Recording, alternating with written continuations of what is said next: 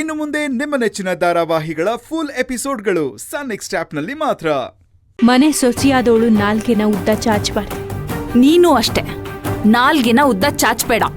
ನಾನೇನ್ ಮಾಡ್ಬೇಕು ಅಂತ ನೀನ್ ಹೇಳೋ ಅವಶ್ಯಕತೆ ಇಲ್ಲ. ಎಲ್ಲಿಗಾದ್ರೂ ಬಂದಾಗ ಬಾಯಿ ಮುಚ್ಕೊಂಡಿರೋದನ್ನ ನೀನ್ ಕಲಿ ಫಸ್ಟ್.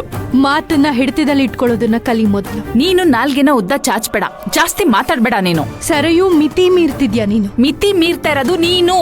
ಸಾಕು ಬಾ ಮಗಳೇ. ಏಯ್ ನೋಡಮ್ಮ, ಇಲ್ಲಿ ನಿಮ್ಮಿಬ್ಬರು ಜಗಳ ಪಂಚಾಯತಿ ಮಾಡೋಕ್ ನಾವು ಬಂದಿಲ್ಲ ರೀ. ಲಾಯರ್ ಸಾಹೇಬ್ರೆ, ಇದೆಲ್ಲ ನಿಮ್ದೇ ಕಿತಾಪತಿ ಕಣ್ರಿ.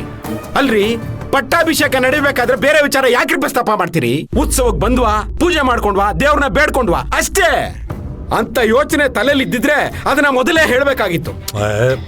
ಯಜಮಾನ್ರೆ, ನಿಜವಾಗ್ಲೂ ಹೇಳ್ತಾ ಇದ್ದೀನಿ, ನನಗೆ ಈ ಯೋಚನೆ ಇರ್ಲಿಲ್ಲ ಯಜಮಾನ್ರೆ. ಇಲ್ಲಿ ಬಂದ್ಮೇಲೆ ಹೊಡೆದಿದ್ದು.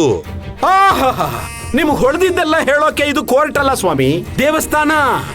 ನಾಗೇಂದ್ರ, ಆಗಿದ್ದಾಯ್ತು, ಈಗ ಸುಮ್ಮನೆ ಇರು. ಮತ್ತಿನ್ನೇನ್ ಮಾವ, ಗಣೇಶನ್ ಮಾಡು ಅಂದ್ರೆ ಅವ್ರ ಅಪ್ಪನ್ ಮಾಡಿದ್ರಂತೆ. ಹಾಗಾಗಿದೆ ನಮ್ಮ ಪರಿಸ್ಥಿತಿ. ಯಜಮಾನ್ರೆ, ಈ ರಾಮಾಯಣ ಮಹಾಭಾರತ ಎಲ್ರ ಮನೆಯಲ್ಲೂ ಇದ್ದಿದ್ದೆ. ಈಗ ಇದನ್ನೆಲ್ಲ ಬಿಟ್ಟಾಕಿ ನಿಮ್ಮ ಮನ್ಸಿಗೆ ಏನ್ ತೋಚುತ್ತೋ ಅದನ್ನ ಹೇಳಿ. ನೀವೇನು ಹೇಳ್ತಿರೋ ಅದೇ ರೀತಿ ನಾವೆಲ್ಲರೂ ನಡ್ಕೋತೀವಿ. ಶುಭ ಕಾರ್ಯಕ್ಕೆ 108 ವಿಘ್ನ ಅನ್ನೋ ಹಾಗೆ ಈ ತರದ್ದು ನಡೀತಾನೆ ಇರುತ್ತೆ. ದೇವಿ ಸನ್ನಿಧಾನದಲ್ಲಿ ಈ ವಿಷಯ ಪ್ರಸ್ತಾಪ ಆಯ್ತು ಅಂತ ಇದಕ್ಕೆ ನಾವು ಮಾನ್ಯತೆ ಕೊಡ್ತಾ ಇದ್ದೀವಿ. ಅದು ಅಲ್ಲದೆ ಮತ್ತೆ ಇದಕ್ಕೋಸ್ಕರ ಊರ್ ಜನರನ್ನ ಸೇರಿಸೋದು ನನಗೆ ಸರಿ ಕಾಣ್ತಾ ಇಲ್ಲ.